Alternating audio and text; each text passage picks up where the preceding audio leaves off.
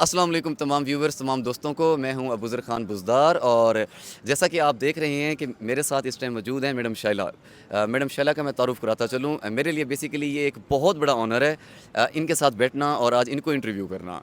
उसके पीछे सबसे बड़ी रीज़न ये है कि इनका चैनल है नैला रिएक्शन और ये माशाल्लाह बहुत प्यारी टीम है नैला रिएक्शन की, जो इस चैनल को लुक आफ्टर करते हैं, मैनेज करते हैं और डेली बेसिस पे इनके जो इंटरव्यू आते हैं उसके अंदर जो मेन कंटेक्स्ट होता है वो पाकिस्तान और इंडिया को लेकर होता है। चाहे वो कल्चर से रिलेटेड हो, रिलीजन से रिलेटेड हो, पॉलिटिक्स से रिलेटेड हो, डिफेंस से रिलेटेड हो, क्रिकेट से रिलेटेड हो, basically it's all about Pakistan and India. और उसको करते हुए इनका रोड शो है। ये एक दिन के अंदर, क्योंकि मैं खुद भी, मेरे इनसे जो इंटरेक्शन हुआ वो रोड शो के सिलसिले ही हुआ था, तो मैंने ऑब्ज़र्व किया कि एक दिन के अंदर ज़्यादा भी नहीं ना तो ये कम से कम लाइक 10 to 15-20% को इंटरेक्ट करते हैं एक वीलॉग के अंदर। और माशाल्लाह 2-3 सालों से चैनल है और बहुत ज़्यादा इनके वीलॉग्स हैं और पॉपुलर वीलॉग्स हैं। आप भी जाके नैला रिएक्शन को विज़िट कीजिए और आप देखेंगे कि माशाल्लाह मिनिमम 2 लाख, 3 लाख, 8 लाख तक भी व्यूज़ गए हुए हैं।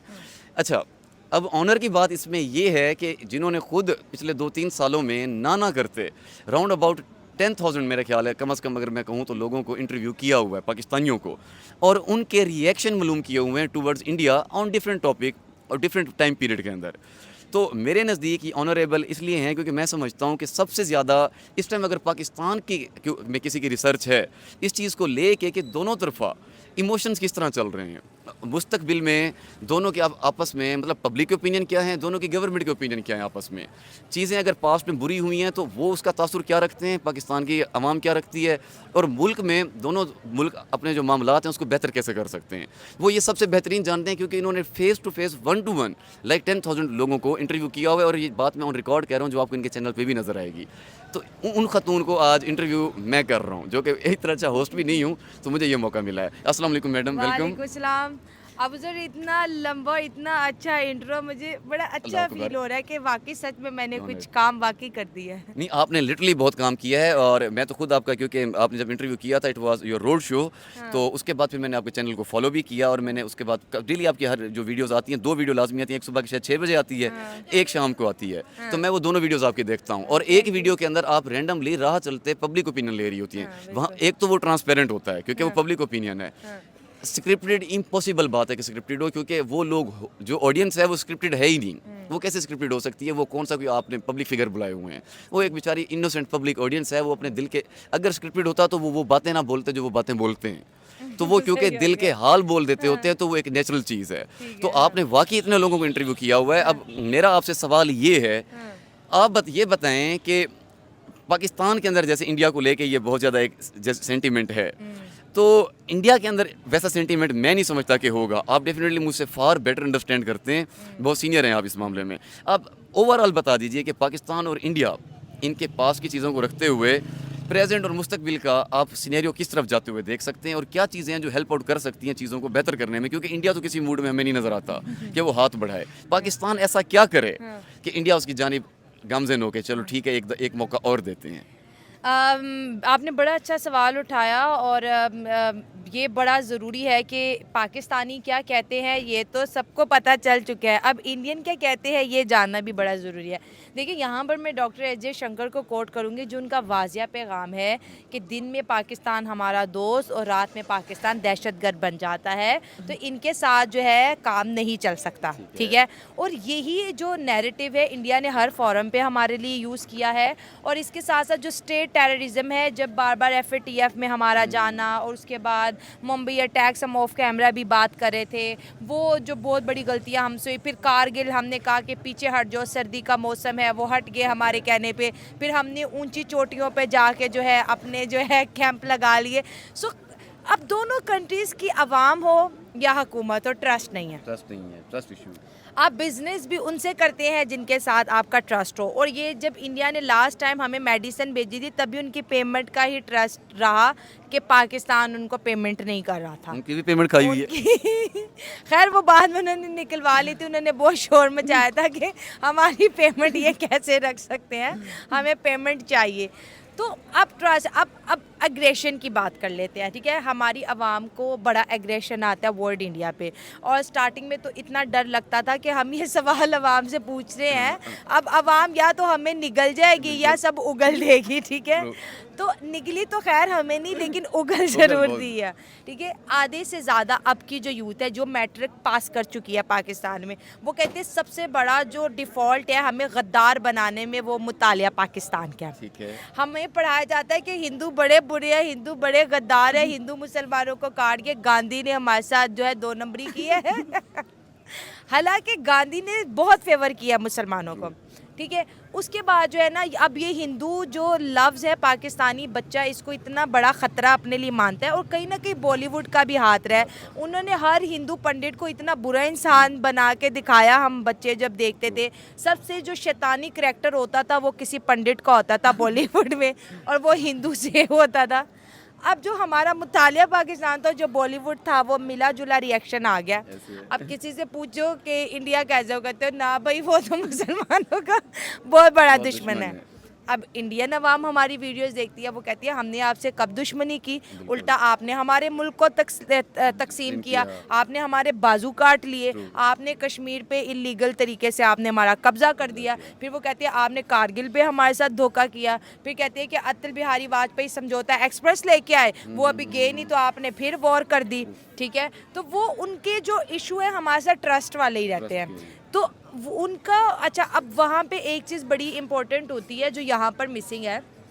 इंडिया अपने बच्चों को पाकिस्तान के बारे में ज़रूर बताता है, लेकिन जियोग्राफिकली बताता है, ठीक है, कि इसकी इम्पोर्टेंस क्या और हिस्टोरिकल पाकिस्तान का एग्जिस्टेंस इंडिया के अंदर क्या है।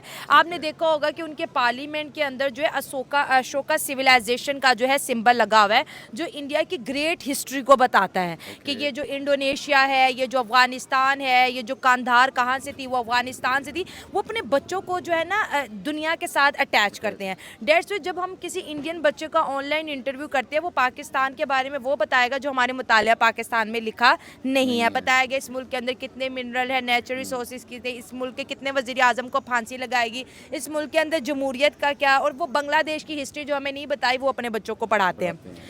तो यहाँ पर जो है ना इस सोच का भी टकराव है। इंडिया और पाकिस्तान की आवाम निहायत इमोशनली कनेक्टेड है एक दूसरे के साथ, बड़ा एहसास करते हैं, यकीन करें बहुत एक दूसरे का एहसास करते हैं। लेकिन जो आग है ना वो बदले किस वजह से है कि हर दफ़ा इंडियन कहते हैं हमारा ट्रस्ट तोड़ा है आपने, ट्रस्ट इश्यूज हैं। हाँ। तो देखिए जी, मैं काश के मेरी आवाज़, अभी तो मेरा चैनल बहुत छोटा सा है लेकिन इंशाल्लाह एक दिन ये ग्रो हो जाएगा।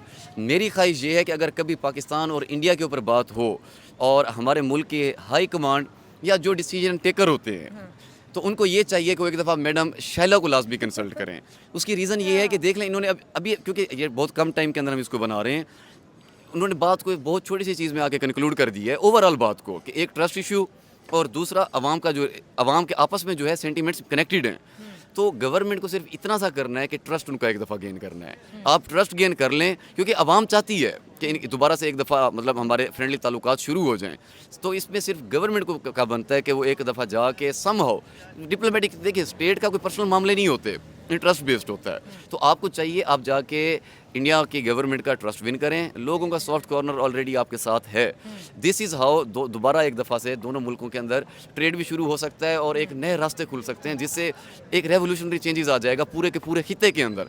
आपकी वजह से हमारे भी बॉर्डर आगे कई मुल्कों तक खुल जाएंगे और हमारी वजह से आपके जो ट्रेड है बाकी कंट्रीज़ के साथ हो जाएगा। और हम जो इतना डिफेंस वेस्ट करते हैं बजट एक दूसरे के ऊपर, शायद वो बच जाएगा और हम अपने डिफरेंट पर्पज़ के लिए एजुकेशन तलीम वगैरह उस पर लगा सकते हैं। और मैडम कोई बात नहीं, एक और सवाल जो अक्सर पूछते हैं कि बातचीत शुरू कैसे की जाए, हाउ टू स्टार्ट, ये आइस ब्रेक कैसे की जाए, क्योंकि ये तो कन्फ्लिक्ट डेड ब्लॉक बना हुआ है ना। अब देखिए इंडिया के अंदर जो जमहूरियत है वो वाज़ेह है उनका। आज मैं इतना बड़ा एक शो देख रही थी, उसमें बता रहे थे कि प्राइम मिनिस्टर नरेंद्र मोदी, उनके होम मिनिस्टर अमित शाह और उनके जो आला इक़्तिदार के लोग हैं, जो उनकी कैबिनेट है, वो बैठ के ये डिसाइड कर रही है कि नेक्स्ट आर्मी चीफ कौन आएगा। ठीक हो गया, मतलब जमहूरियत वहाँ पर इतनी ज़्यादा स्ट्रॉन्ग दिखाई दे रही है।